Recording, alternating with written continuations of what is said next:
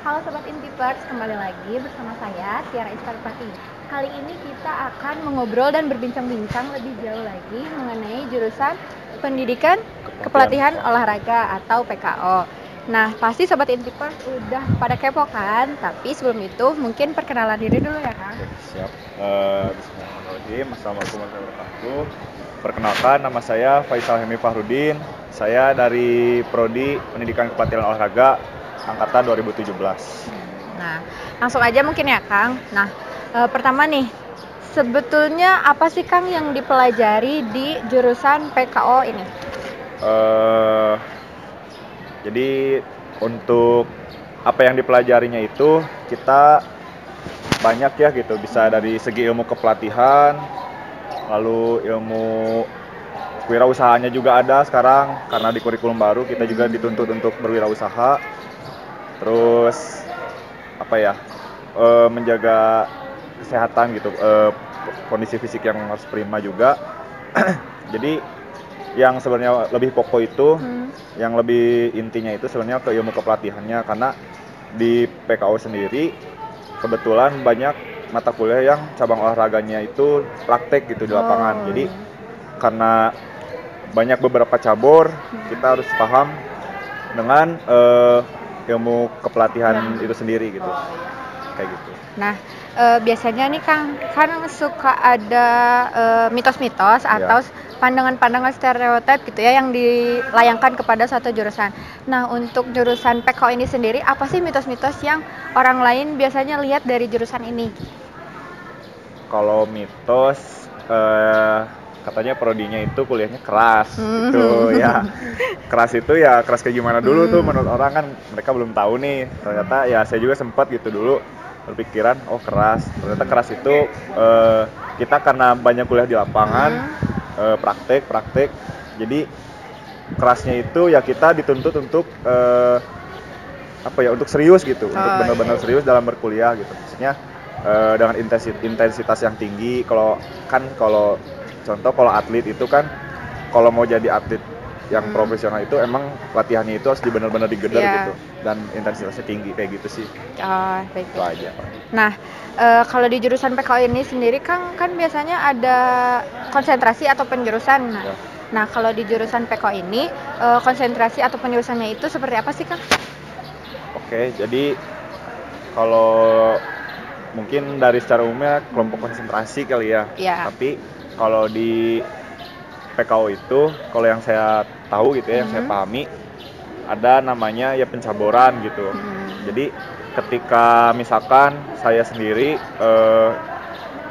cabang olahraganya basket gitu, terus kakaknya misalkan cabang olahraganya bela diri, taekwondo misalkan, kayak gitu. Nah nanti di semester 5 itu kita bakal ada pencaburan. Nah jadi kalau misalkan saya yang cabang olahraganya basket otomatis masuk ke kategori pencaburan mata kuliah cabang olahraga permainan. Kalau taekwondo masuknya ke mata kuliah bela diri kayak gitu. Ada dua berarti ya Kang? Ada permainan sama bela diri. Ada bela diri, ada permainan, ada gimnastik, ada akuatik, sama udah itu. Ada 4 berarti ya Kang, ada 4 konsentrasi. Nah, nih Kang, biasanya kan kalau kuliah itu nggak lepas dari yang namanya tugas nih. Oh iya. Nah, kalau tugas-tugas di jurusan PKO sendiri ini pastinya beragam dong ya Kang. Nah, tugas-tugasnya biasanya apa aja sih? Kalau tugasnya itu beragam ya jelas. Pertama ya kita banyak pasti menulis gitu. Biasanya kayak kita ngeresum tiap pertemuan mata kuliah. Terus ada juga kita tugas observasi wawancara ke sekolah-sekolah. Terus ada juga kita kayak tugasnya itu berlatih mengajar gitu. Mengajar anak sekolah. Kalau di PKO sendiri kita maksudnya ke kategori SMP dan SMA. Jadi kita mengajar olahraga di situ sebagai calon guru olahraga nanti gitu. Baik. Nah Kang, kalau dosen atau mata kuliah favorit Akang sendiri apa sih Kang? Kalau dosen sekaligus dosen pembimbing saya, Itu Payamin. Payamin. Payamin. Kalau mata kuliah, mungkin mata kuliah yang saya favorit itu adalah fisioterapi. Bisa dijelaskan nggak sih Kang, kenapa gitu memfavoritkan mata kuliah itu dan dosen itu? Kalau pertama kalau untuk dosen, karena beliau juga dosen pembimbing saya, lalu saya juga sama dosen pembimbing saya itu emang ya tahulah gitu. Kalau dosen pembimbing saya itu kalau ngajar juga enak, terus gak dibawa santai, terus canda juga gitu. Itu sih yang maksudnya kalau kuliah juga bikin masuk juga iya, gitu. iya. Terus kalau ke mata kuliahnya, saya kenapa suka fisioterapi? Karena pertama kan fisioterapi itu sebenarnya ke kurikulum baru gitu ya. Jadi dulunya itu gabungan mata kuliah massas sama jurnalistik. Nah, akhirnya di-convert jadi mata kuliah fisioterapi. Nah, fisioterapi itu jadi mata kuliah penanganan pertama ketika ada cedera pada atlet gitu. Misalnya yang dislokasi tulangnya, terus patah tulang atau kayak gimana, terus ya dalam hal penanganan pertama pada atlet gitu. Itu manusia. Nah, Akang ini berarti tadi semester berapa kan? Semester 6 ya, berarti 3 tahun ya Kang kuliah. Nah, selama berkuliah di sini selama 3 tahun itu pastinya ada tantangan-tantangan dong ya Kang di jurusan PKO ini. Nah, apa aja sih tantangan-tantangan yang selama ini Akang rasakan? Kalau tantangannya ya kalau dulu sempet sih kayak waktu saya jadi mahasiswa baru, ya pasti tantangannya saya harus beradaptasi benar-benar kayak ngerasain bahwa kalau di PKO atau di FPOK sendiri gitu ya, kita ngerasain namanya harus dituntut kekeluargaan gitu.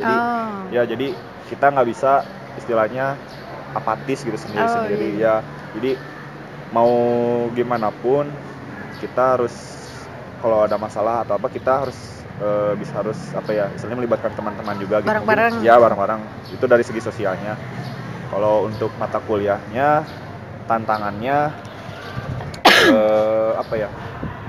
mungkin karena banyak di lapangan, ya jadi capek juga gitu. Fisiknya harus Fisik kuat harus berarti kuat ya, gitu. Ya, pola makan, pola tidur juga harus benar-benar diatur gitu. Kayak gitu. Nah, kalau sebaran alumninya sendiri nih Kang, biasanya udah kerja di mana aja sih, atau mungkin prospek pekerjaan PKO sendiri ke depannya bagaimana gitu? Oke, kalau alumni kita beragam-ragam ya Kak. Karena mungkin kalau ya menyangkut paut juga prospek kerja. Sebenarnya sih kalau prospek kerja kita kan masih sarjana pendidikan nih kalau PKO. Jadi kalau prospek kerja itu kita dituntut sebagai tenaga pendidik, baik itu guru atau pelatih. Nah, tapi kalau untuk di PKO sendiri kita dituntutnya itu lebih harus menjadi pelatih gitu dan menjadi guru. Cuma ya kembali lagi ke nasib masing-masing orang, kita nggak tahu gitu. Ya.